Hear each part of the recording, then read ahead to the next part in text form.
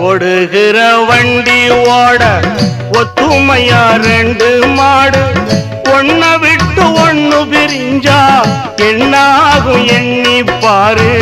ஓடுகிற வண்டி ஓட ஒத்துமையா ரெண்டு